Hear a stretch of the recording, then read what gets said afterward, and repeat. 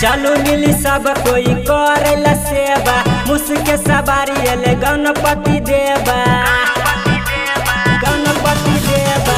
चलू मिली सब कोई करेला सेवा, मुसके सवारी एले गणपति देवा। सब मिटले दुख कलेश गेले, पूरा मिथिला में ईश्वर भेले। गौरी के लालना गणेश एले, पूरा मिथिला में ईश्वर भेले। गौरी के लालना गणेश एले।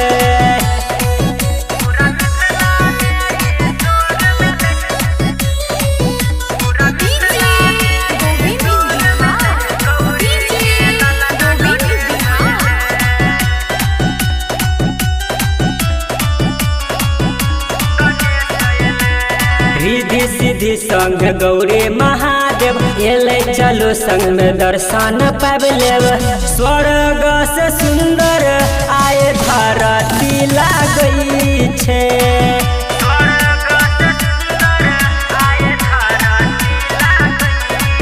सब मिटले दुख कलेश गेले। पूरा मिथिला में ईश्वर भेले। गौरी के लालना गणेश एले, पूरा मिथिला में ईश्वर भेले। गौरी के लालना गणेश एले।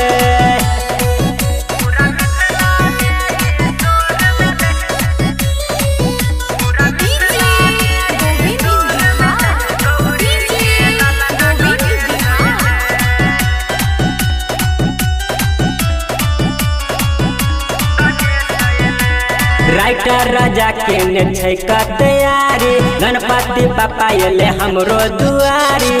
चामंजी ठाकुर कहे गुंजे जय जयकार हो,